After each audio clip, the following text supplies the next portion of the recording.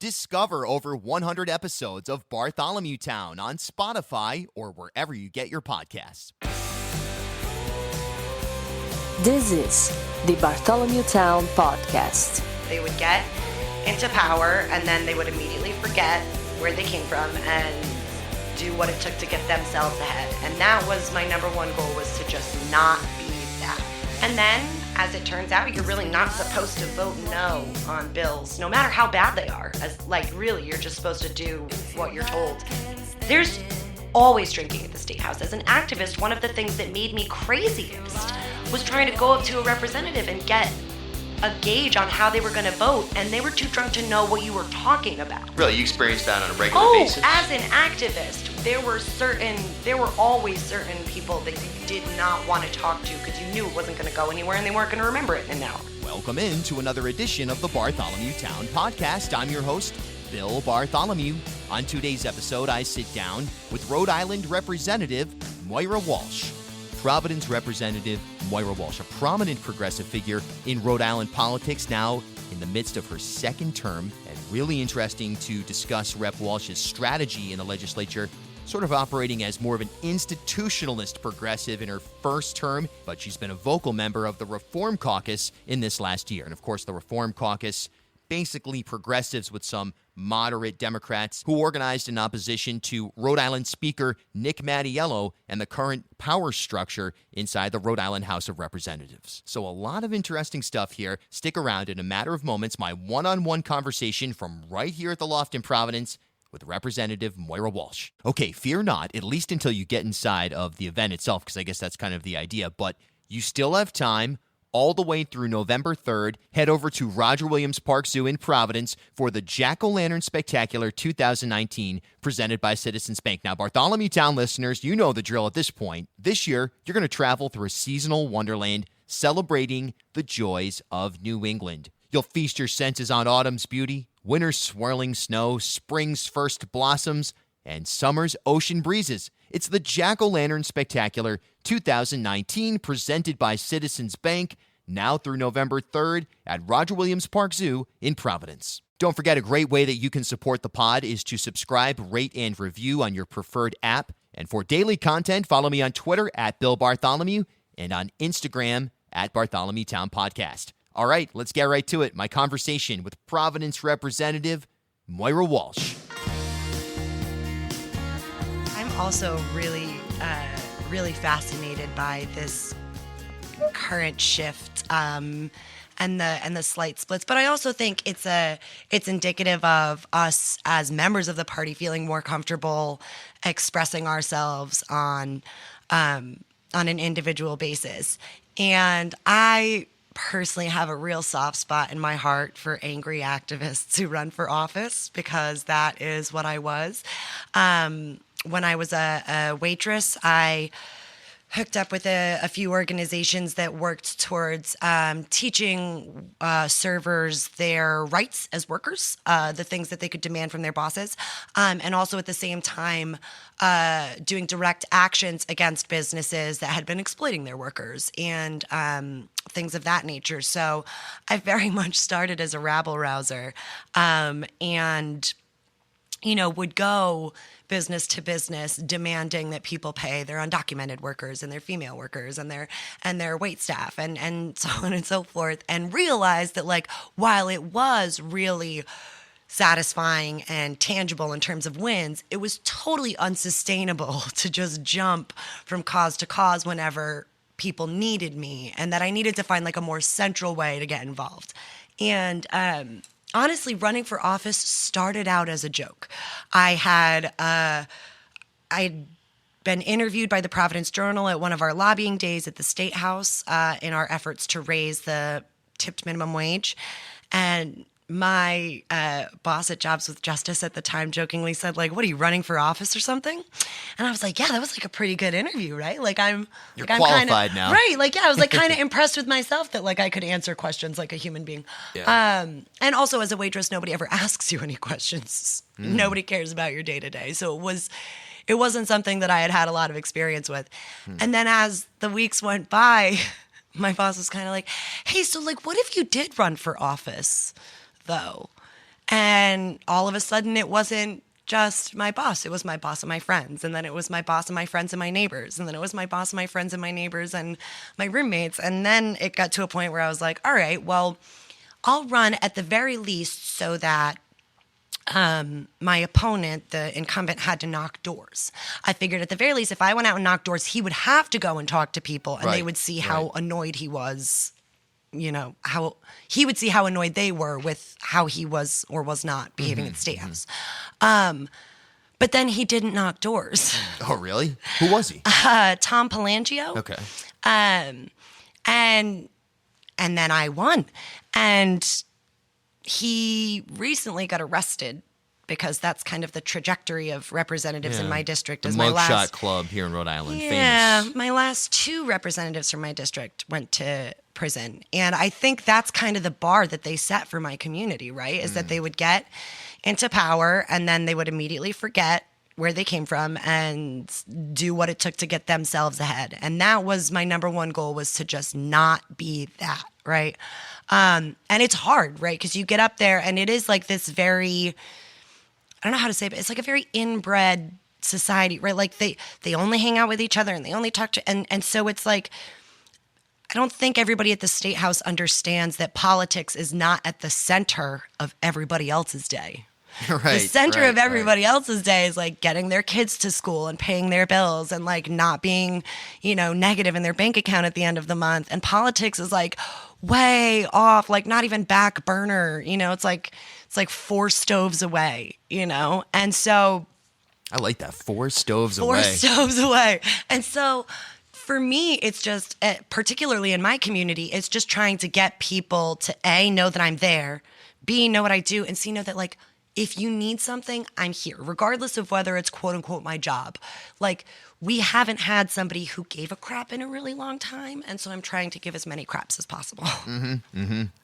Fascinating. Trying to clean up your district as, on a micro level, and then also take care of things, as in the chamber on I guess more of a macro statewide level, or more of a policy Well, and it's level. working on both, right? So like, I try and take small steps in my community and small steps statewide. And in my community, my first primary, 500 people turned out to vote total out of a district of 15,000.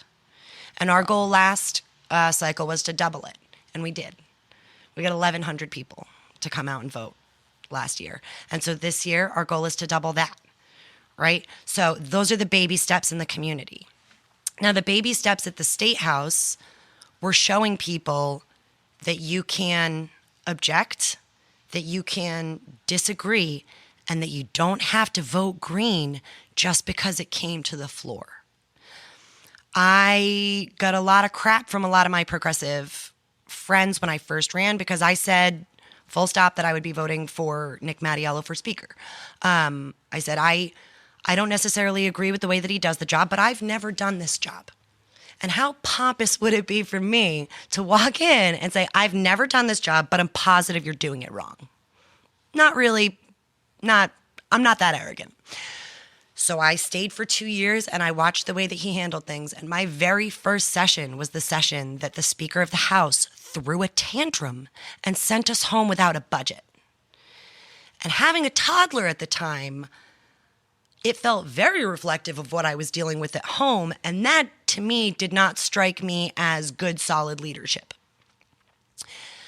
So I started to buck the system. And at first, it for sure wasn't on purpose. At first, I was just saying things that I believed were truths and that I was genuinely appalled with.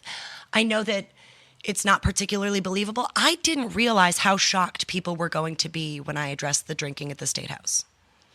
There's always drinking at the State House. As an activist, one of the things that made me craziest was trying to go up to a representative and get a gauge on how they were going to vote, and they were too drunk to know what you were talking about. Really? You experienced that on a regular basis? As an activist, there were always certain people that you did not want to talk to because you knew it wasn't going to go anywhere and they weren't going to remember it in an hour. And so it was really frustrating to me to have people say, oh, you let the cat out of the bag. And I would joke like, no, there was a cat running around on the floor. And I pointed at it and I said, that's a cat. I didn't let the cat out of the bag. Like when you have shots on everybody's desk for St. Patrick's Day, like that's not, it's 4 p.m. Oh, it was one shot. Like, okay, but I'm a working person. Like I don't have jobs where my boss provides me with booze. Like that's not, like I came here to do my job. And also if I'm going to spend these hours away from my son and not watching him grow up, I'm not going to be here drinking. That's for sure. And so again, like it started out, I wasn't really trying to buck the system. And then as it turns out, you're really not supposed to vote no on bills, no matter how bad they are. As like really, you're just supposed to do what you're told. And so when I made a real plea and effort to kill Kristen's Law last year, that really, really dark, insidious bill that passed and was signed and is affecting people's lives today. And that's basically a bill that if you are the provider of, if you sell a drug that causes an overdose death, you can be held accountable for murder. Right. And that's signed into law. Right. Here in Yeah. Rhode Island. Yeah. Despite the fact that every medical community in the state assured us that it was a terrible idea. All of the addiction specialists, all of the recovery specialists came out in full force to say, this is not going to solve the problem. This is going to incarcerate the problem. But we as lawyers and waitresses and accountants know better than doctors, so we should go ahead and override them. That's probably the sass that got me in trouble in the first place. And so I stood up and said as much because I have personal experience with it. My community has been dealing with addiction for a lot longer than Cranston. And it's interesting to me that now that it's the burbs and young white kids that are being affected, now we're going to take it really, really seriously. But when it was young men and women of color, we had nothing but time to focus on other things. So that's a little personal inner city bitterness right there. Just like, really, my community's been dealing with this stuff for like decades. Yeah. And you guys are just noticing it now. Like, welcome on board. Not that we want anybody to be experiencing this, but I mean, I'm glad that they're addressing it better late than never, right? Yeah.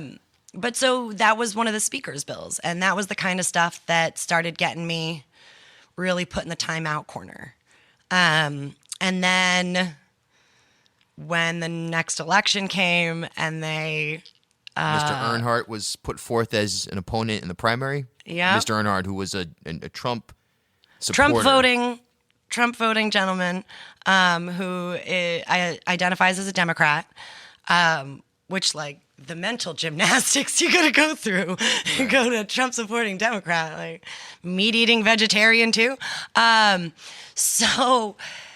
that really blew up on a really grand scale. I did not realize that people were going to be quite as outraged as they were. That made national news. That got Deborah Messing to tweet at me, which was probably the best day of my life. I mean, second best after the birth of my son. Ooh, that was real bad. Yeah, look out. That was real bad. He's going to hear this interview as an adult and be like, wow, Mom, the archive version of it someday will surface. Ruin our relationship. Yeah. And that was the point at which I was like, oh, this is like a movement, right? So I'm not just a person anymore. This is a bigger deal. And so that was when actually Senator Janine Calkin and I started to train. We did this thing last year called Let Women Lead, and we trained about 20 female candidates for office, everything from Senate down to city council. And it was just, she and I had done it by ourselves. We didn't have any help from the establishment our first time, and it's a really steep learning curve.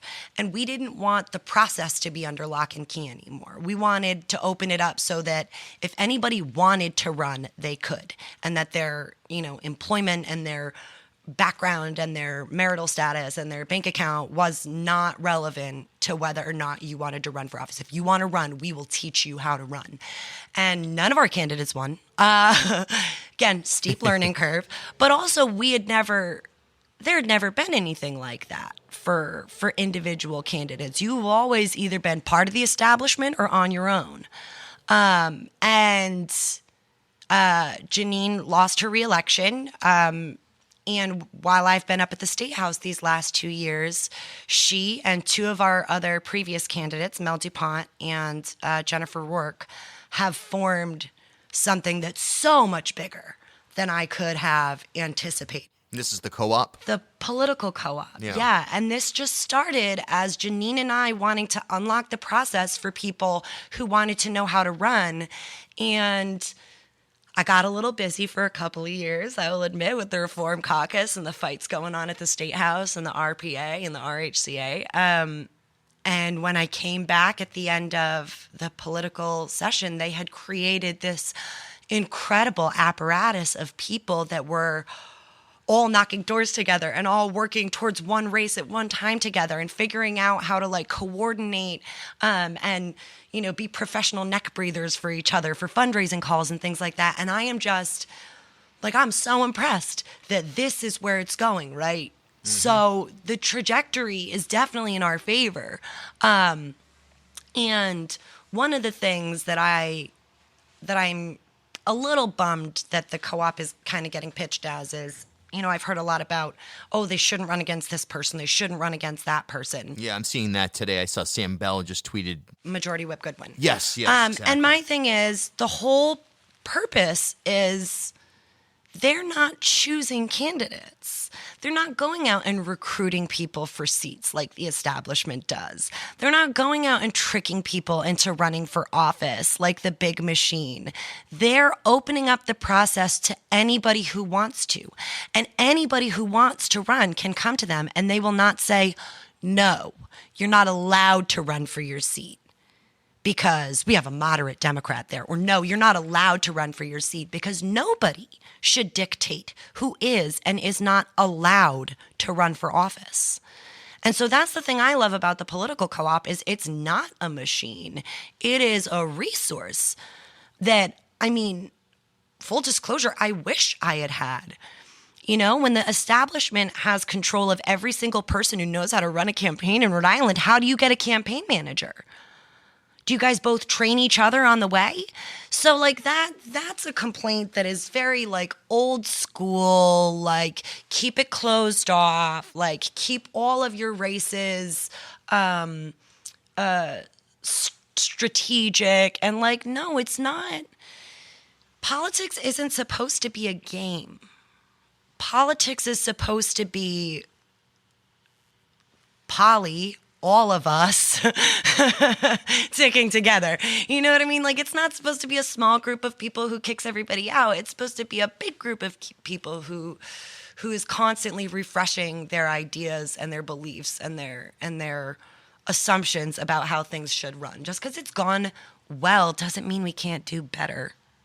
No question about it. I mean, we've seen upheavals over periods of history. I wonder if Rhode Island is ripe for some sort of upheaval. The political co-op is definitely a product of your work in a lot of ways.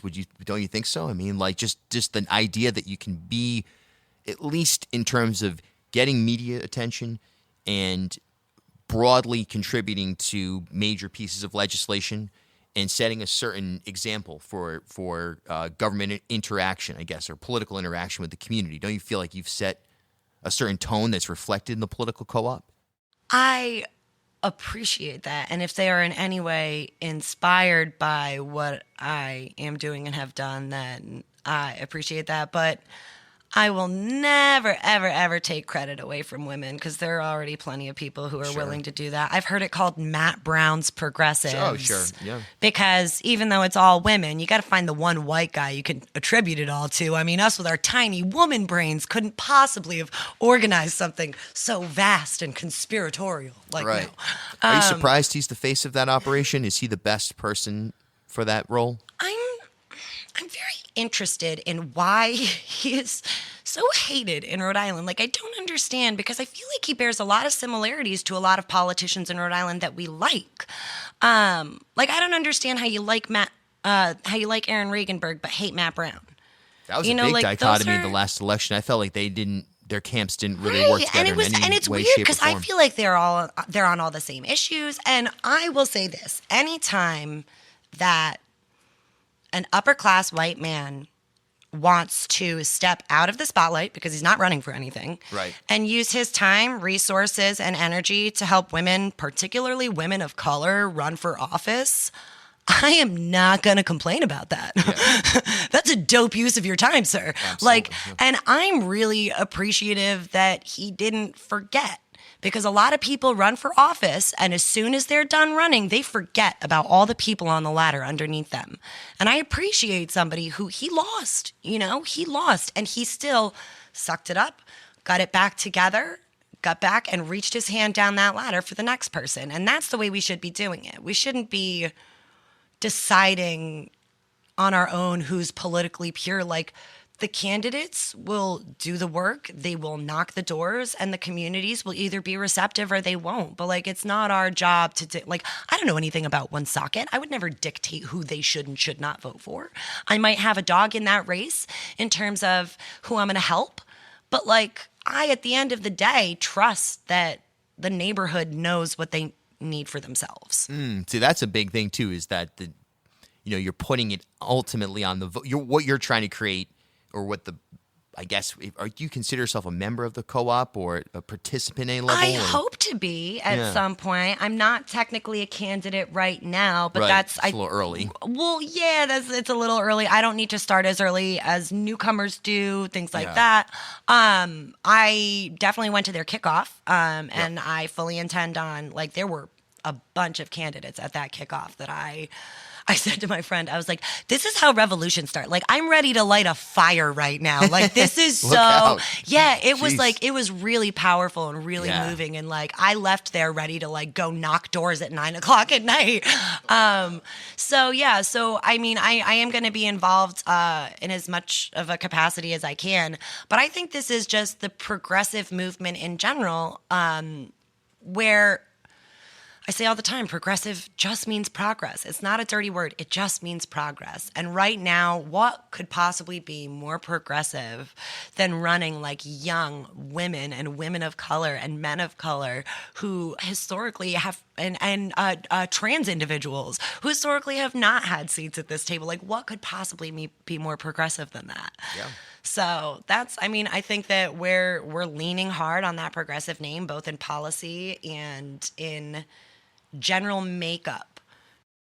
In terms of what I found interesting, you said, you would accept the results, let's say, of a Woonsocket rep race that didn't lean progressive, and you would ultimately essentially say, all right, well, the people of Woonsocket, assuming that the progressive message is laid out in a really clear and compelling way, that those people made a decision that message isn't where they want to go necessarily. Would you be willing to accept that as a candidate in I guess one of the primary faces of the progressive movement in the state, and then go back to an area like that and find out the specifics? What is it about this message that doesn't resonate with you? How can we bridge? Because I personally think to get over the 35-40% mark, you're going to have to bring in a lot of independents and even some Republicans probably who are coming at it from just the populist me versus them standpoint, much like the Door Rebellion, the lower class, upper class, for lack of a better term. It's an ugly way of putting it. But do you think you can bridge that in some of these communities after an election process? Absolutely. And one of the, right after the election last year, I was on a conservative radio show, and we had like a really interesting and in-depth conversation about identity politics that was like very respectful. We both came away from it closer to the other person's side than not. Which host? And Matt Allen. I heard that one, yeah.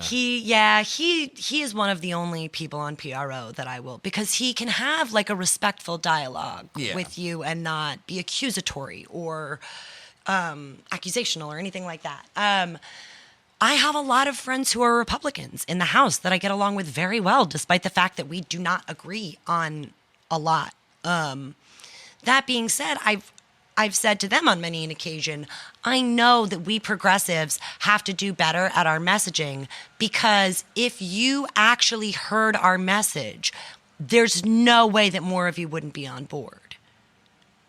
We're obviously doing a disservice to our own movement by not articulating it well enough, which Democrats rarely do, and progressives at the end of the day are formed out of the Democratic Party. And so that's where we learn all our best and worst traits.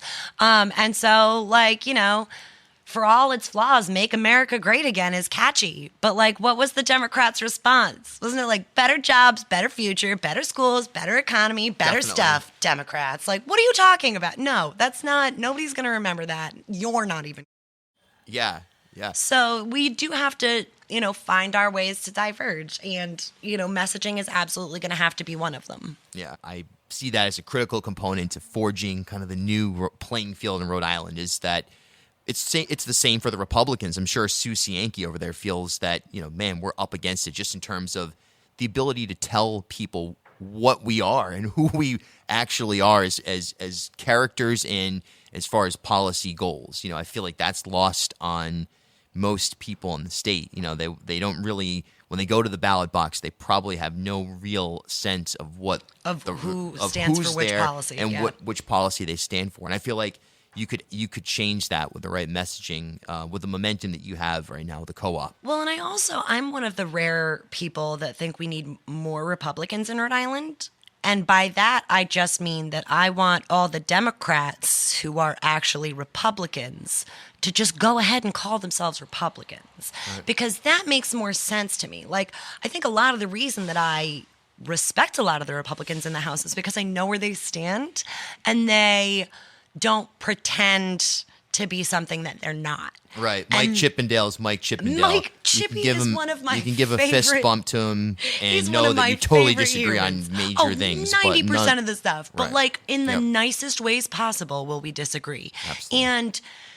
And he's a good person at the end of the day. Like, he wants to do the right thing, even if we disagree on what the right thing is. Yes. Whereas there are other people up there that I don't think are there that do the right thing. I think they're there to line their pockets and have power and be called fancy titles and do shots on St. Patrick's Day. And do shots on St. Patrick's Day. Right. Last question. Your major policy goals that, you know, you're kind of getting into the thick of, you know, your tenure. So what would you say if you had one, now that we're past the RPA, well, we're not past it. We'll never be past that. No, but, no. You know, They'll always fight it. There'll always be challenges in different portions of the government. But what would you say is the major talking point that you would like to bring forth next year, whether it produces legislation or not, just as far as getting people thinking about it and having some kind of activity? So my heart has and always will be with servers and tipped workers. Yeah. And my push since I got there has been, historically, there's usually two lines of thinking on the tipped minimum. Either people think it should stay where it is, or people think it should be eliminated altogether and they should be brought up to the minimum. I'm of the belief that we should bring the tipped minimum back to what the original equation was. So the original equation was your base pay from your employer was 2/3 of the minimum wage, and it was tethered to the minimum wage. So every time the minimum wage went up, the tipped minimum wage went up. And then all you had to cover was the 1/3 to get you from your tipped base pay to minimum wage. That gives you way more opportunities to make more than minimum wage, because right now it's basically reversed. It's $3.89 an hour, and what's the minimum wage? $10.50? So, yep. Something like that, right? So like it's flipped entirely. And now you're trying to make up 2/3 of the minimum wage before you can make more money. So this idea that waitresses are raking in cash, like, no, not a real thing. Most of them are barely making minimum wage. So I want to bring it up to 2/3 of the minimum wage so that you then, you've got a bigger base pay. So that gives you the ability to build credit, which is what a lot of employers don't think about, is when you're making $3.89 an hour, you can't get a loan from the bank. Right? You can't go in and say, tomorrow I'm going to make somewhere between $0 and $100, and you can have some of that sum. Bank of America's like, bye. Yeah. Take a lollipop and have a nice Take a lollipop and beat it. Right. Yeah. And so I think that would open up like a huge sector of the economy to people who can now finance cars, who can now get credit cards, who can now theoretically maybe someday buy a house. There's like this entire limit that we've put on these people just by not letting them have their pay reflected in a paper, like tangible form. And So my goal is and always will be to tether the tipped minimum wage to the minimum wage so that we don't have to fight this every year. Yeah, because there's a strategic advantage to having the tip component rather than just getting rid of tips. And that's kind of why I found this middle ground, right? Is because waitresses, whether or not they're making $9 minimum wage, they believe that that's what they're making because they're going home with cash. And it is powerful, the things that cash does to your brain, right? Now, if you work it out for them in the long run and you go, okay, well, but you're only making $7 an hour when you even it all out with your garbage shifts and your shifts where you make nothing and your shifts where you have to pay the till because it's under and all that. Like, do you see? So it's easier to get them on board, and it's much easier to get an employer on board because you know what? I understand why the restaurant industry doesn't want to pay minimum wage. They've gotten by this entire time getting us, the customer, to pay their staff. Of course you wouldn't want to switch that. Like, that's a sweet model. Exactly, but nobody else gets to do that. Like, Home Depot doesn't get to tack on like a 15% charge for you to pay their lumber guy. You know what I mean? Right. So, we need to make it reasonable so that people are going to comply, but like fair so that other companies don't feel cheated. Yeah, because you hear the pushback on the $15 minimum wage. Oh, small business is going to collapse, et cetera. But remember what the definition of minimum wage is? No business should be allowed to subsist that relies on paying its workers a non-livable wage. Right. So if your business can't afford to pay people, you shouldn't be open. And also, I just want to make sure because I know that one sentence will cause like a giant uproar. Before you tell me that you can't pay your employees more money, I want you to tell me how many vacations you took in the last decade. I want you to tell me how much your house is worth. And I want you to tell me how many cars you've bought in the last 10 years. Because if you can afford to do all of those things, but your server can't afford to feed her kid, it's not that the wage increase is going to put you out of business. It's that you're a greedy. Right. It's going to reel you back towards an equitable equality. Right. Field. You shouldn't be able to subside on everybody else's work. Period. And I think that's kind of the biggest message in terms of the progressive movement. I think that would be that environmental issues and just generally being a fair and decent person. You should get paid for your own work. You shouldn't get paid for everybody else's work around you. You should get paid for your own work. And so, like, if you're not paying everybody else, but you're doing fine, like, there's something wrong with this. And it's not that the wage is too high. As always, a pleasure to spend some time together with you right here on the pod. I'll be back on Friday with a brand new episode. Until next time, I'm Bill Bartholomew. We'll talk soon.